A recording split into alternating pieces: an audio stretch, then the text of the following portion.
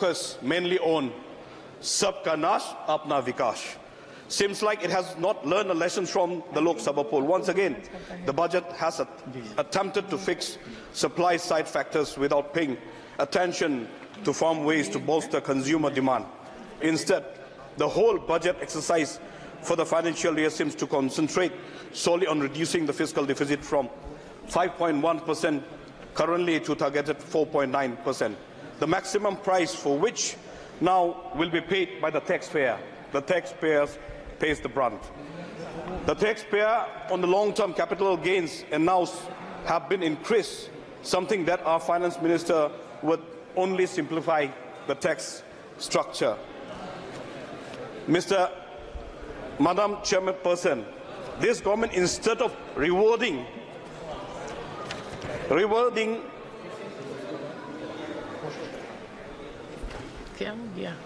all the other states, like Tamil Nadu, Maharashtra, Telangana, West Bengal, etc., who has contributed most of their tax to the revenue of this Indian economy, Madam Chairperson, by only concentrating two states, that is Bihar and Andhra, Madam Chairperson.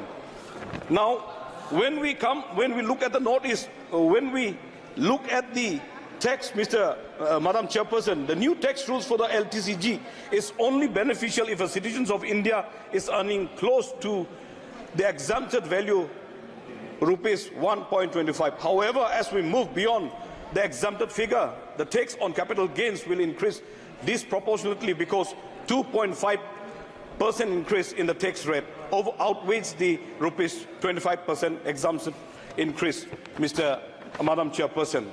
Now, why do we celebrate this budget when the matter is in a very great concern that has garnered a significant attention in the recent year?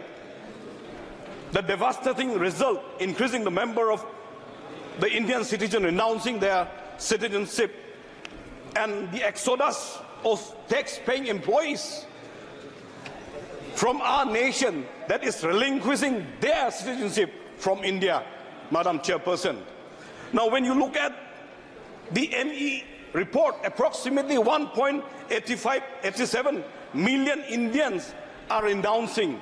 In 2022, post-COVID, 225,000 individuals that have relinquished their citizenship from the Indian. In 2023, more than 2 lakhs, Madam Chairperson. Now, when we come to the flood budget, the Northeast seems to have been neglected in the budget of irrigation and flood mitigations, like Meghalaya and thorn-striped Manipur.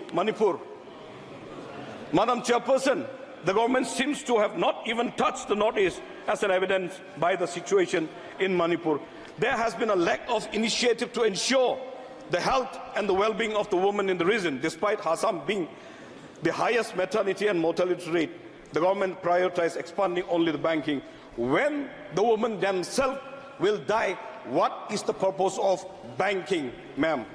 So therefore, I urge the government to address this disparity issue, provide immediate aid to the riot-stricken people at the very least, establish well-equipped and healthcare or hospitals to meet their needs. I want to focus mainly on the Meghalaya, Madam Chairperson. Ugly surprises, uncertainty that very occurs with no hope of predicting them in real time.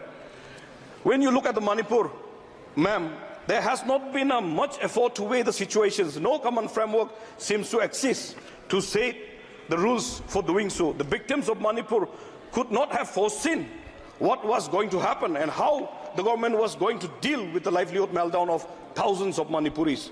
The notions that livelihood meltdown are scarce and marriage, since no other states don't generally happen these kinds of incidents, ma'am. These are the failures of the government, and it's very, very much unfortunate. When we come to the Meghalaya, Madam Chairperson, The Meghalaya has taken the resolutions on Garo Khasi language to be included in the 8th schedule, when we could have portrayed our beautiful language in this wonderful, diversified decorum of the country. And another one, ILP, that is also been taken a resolution on the floor of the House, Madam Chairperson. Now, we know that in the Northeast, it has got quite alarming check of illegal immigration. Just few days back, hundreds of Rohingya immigrants, they have already migrated to India. Now we don't have the proper checking point, ma'am. So that's why if we could do it, serious checking in this border region. Last, ma'am. Now, rampant smuggling is happening. And with that rampant smuggling along the border, this Rohingya and all the other anti-social elements that like drugs and all the others are coming through, ma'am. So if the checking point can be put up in these border areas, even the smugglings of areca nuts, even the smuggling of drugs, even the smuggling of, sugars, this is happening. That's why the local consumers are having the problem in those states. माननीय सदस्य श्री